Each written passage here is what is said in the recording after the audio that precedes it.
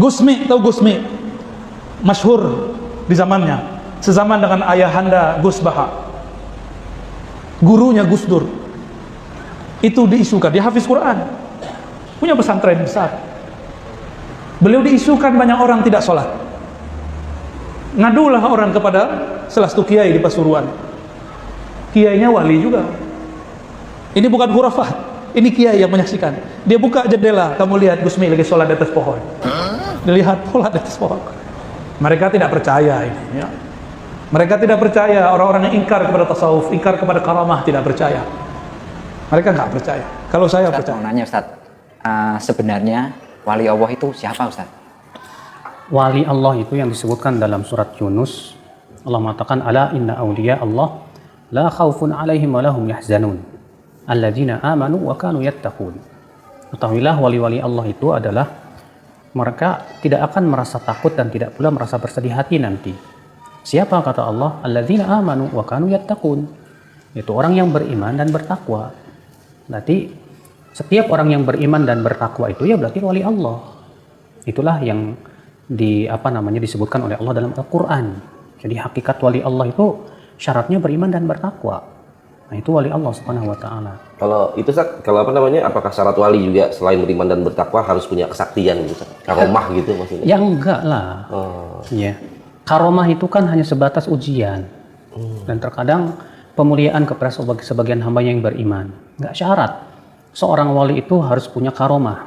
Dan kalau misalnya ada orang yang diberikan sesuatu yang luar biasa, belum tentu juga karomah atau wali gitu kan. Misalnya kalau ada orang yang bisa berjalan di atas air nih, atau nggak mempan dibacok nih, apakah berarti dia wali? Belum tentu. Dukun juga bisa kayak gitu. Makanya di sini kita harus tahu bahwa pertama ya, karomah bukan syarat seorang wali. Artinya seorang wali itu tidak syarat harus punya karomah. Karomah itu hakikatnya adalah ujian dari Allah Subhanahu wa taala. Makanya berapa banyak sahabat beriman kepada Rasulullah SAW, namun tidak kita ketahui mereka diberikan oleh al-karomah misalnya, tapi mereka beriman kepada Allah Subhanahu wa taala. Dan Al-Qur'an pun hanya mengatakan bahwa wali itu adalah setiap orang yang beriman dan bertakwa. Jadi bagaimana cara mengenali orang yang punya karomah ya, yang dianggap wali, sama orang yang juga punya karomah tapi sebenarnya dia bukan wali? Ya, apakah sesuatu yang luar biasa terjadi pada seseorang itu bisa dipastikan itu karomah? Tentu tidak. Di sana ada perbedaan-perbedaan antara karomah dengan sihir. Perbedaan yang pertama, karomah itu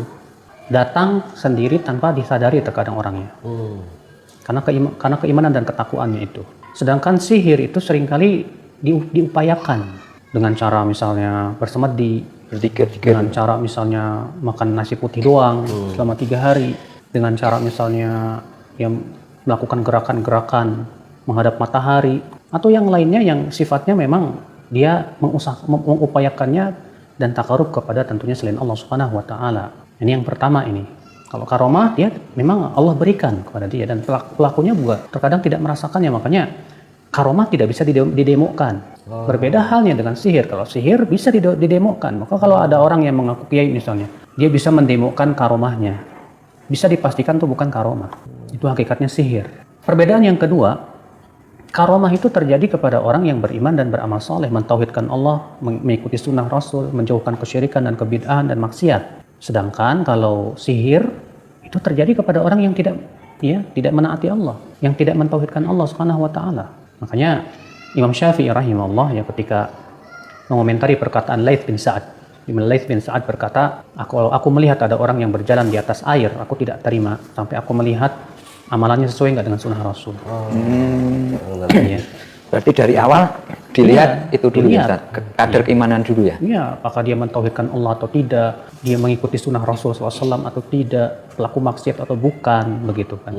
Kalau ternyata dia mentauhidkan Allah, dia pengikut sunnah Rasul, menjauhi berbagai macam kesyirikan dan kebid'ahan, dia meninggalkan maksiat, insya Allah itu karomah.